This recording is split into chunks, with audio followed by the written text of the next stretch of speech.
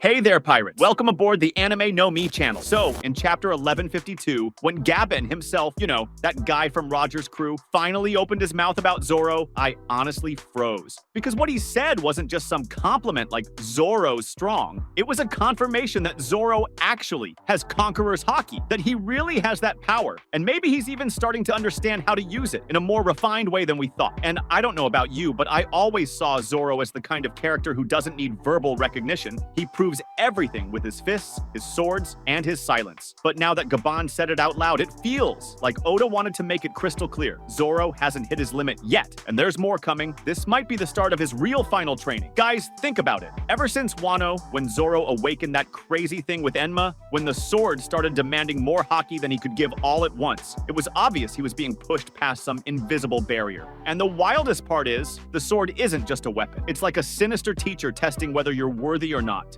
Enma basically yanks the Haki out of whoever's holding it and forces them to release more than they intended. So I think Zoro was already in a kind of mini training without realizing it, but now, with Gaban's confirmation, maybe Zoro will accept that he needs to master this type of Haki consciously. It's not just about hitting harder or cutting cleaner, it's about imposing his will. And then I start thinking, what if this final training isn't even physical? What if it's something more internal, more emotional, but not in a philosophical or over-the-top way, of course. Like, Zoro's always had insane focus. The promise to Quina, his goal to be the best swordsman, but he's never been one to work through his emotions. What if that's exactly what's holding back the full evolution of his Conqueror's Haki? Because let's be honest, this kind of Haki isn't just technique. It's about your spirit dominating everything around you. Luffy uses it to knock out crowds, Shanks uses it to stop Marines with a glance, Roger probably did the same. So maybe Zoro needs to feel more, not just cut better. Now that the world's on fire, with the world government off balance, Imu showing up, the God Knight stepping into the spotlight, I think Zoro needs to get ready for fights that aren't just about brute strength. Imagine him facing someone with the same level of willpower as him, or worse, someone who fights with illusions, manipulation, that kind of stuff. He's going to need Haki that screams before the sword even swings. And maybe that's where the final training comes in. Maybe Gabon will help, or maybe Rayleigh shows up somehow, or even Mihawk. Yeah, Mihawk comes back just to push Zoro further, even from a distance. I wouldn't be surprised if Yoru itself plays a role in all this too. Because one thing I keep thinking about is, if Zoro's going to become the greatest swordsman, he has to surpass Mihawk with more than just strength. He'll need a powers equal to his rival. And Mihawk has Yoru, a black blade forged with armament Haki at the highest level. So I wonder, what if Zoro turns Enma into a black blade too? That's kind of already hinted at. But what if during that process, he has to do something that demands so much Haki that he has to break through his own limit of willpower? That could be when his Conqueror's Haki really explodes. And not just in one flashy attack, but in a constant, natural, automatic way. Like an aura, the way Shanks has it. I think something like that could be the trigger for Zoro's final training. Maybe it happens in a remote place, maybe a volcano, maybe some weird dream dimension like the ones Oda loves to make, or maybe even an Elbaf, training with giants in legendary spiritual strength. Who knows? One thing I've been theorizing ever since Wano is, what if Zoro has already used Conqueror's Haki and we just didn't notice? Like in that fight with King when he used that powered-up Shishi Sansen move and sliced the guy in half. He had that black lightning spark, the classic Conqueror's look.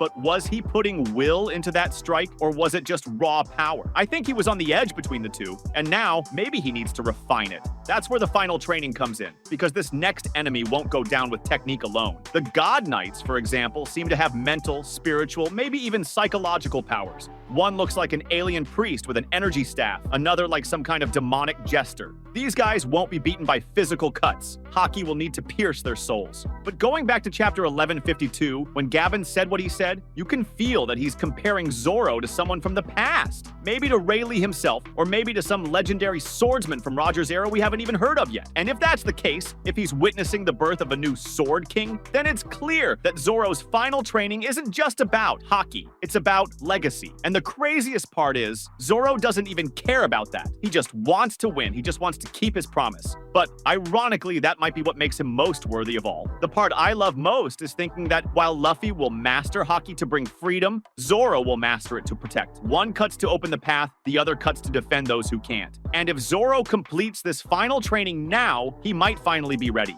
Not just to take on the God Knights, but even a possible showdown with Mihawk. Or maybe even someone from Mihawk's past who's come back to reclaim the title. Imagine if a former rival of Mihawk appears at the end of the series, and Zoro has to defeat that guy before he can surpass Mihawk himself. And that rival uses Conqueror's haki so brutally that he can destroy islands just by drawing his sword. Then Zoro would have to train until he can match that level. And maybe that's the real final training. Not just getting stronger, but learning how to contain a power that's constantly exploding. A haki that destroys everything around you if it's not controlled. A haki that turns any blade into a natural disaster. That's when Zoro would become something even Mihawk never was. A swordsman who carries the power of a king, but chooses to wield it only for honor. And at that point, I think even Mihawk would smile.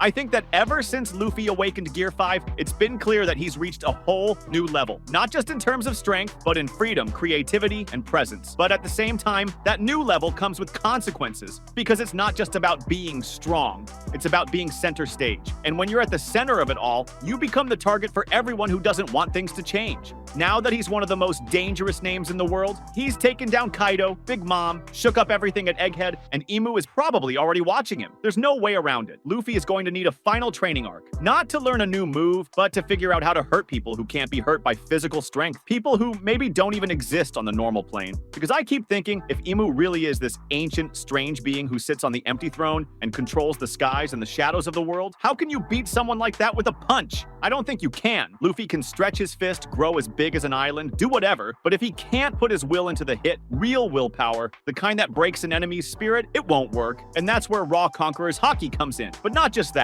he's going to need every type of haki at its absolute peak, and maybe even combine them in a way no one ever has before. Back in chapter 1152, when Gaban revealed that Zoro had Conqueror's haki, it was also said that Luffy needed to strengthen his own haki to be able to hurt the God's Knights. And that tells us everything. If there are people who can't be damaged by regular haki, then Luffy needs a kind of haki that's beyond what he used against Kaido. And if against Kaido, he was already using advanced coded Conqueror's haki, then now he might need to create something entirely new. A haki that hits the soul, or one that breaks through spiritual barriers, like a frequency. A drumbeat so powerful, it reaches what can't be touched. And I think that makes perfect sense with Gear 5. Luffy has already shown that with Gear 5, he can be wildly creative, bend reality, turn the ground into rubber, pull lightning from the sky, run like a cartoon, and all of that is visual. It's fun, but it's still missing a deeper layer, the layer of haki. Gear 5 is the body. Haki is going to be the soul, and I think his final training will be about merging the two perfectly. He'll have to learn how to keep Conqueror's haki flowing constantly while using Gear 5, but also do it in a way that doesn't drain him, because when Luffy goes into that mode, he's clearly having fun, but it obviously takes a huge toll on him. That was today's content. We hope you liked it and want to share your opinion on the subject. Don't forget to share the video, give it a thumbs up, and I'll see you in the next video. Take care and stay amazing.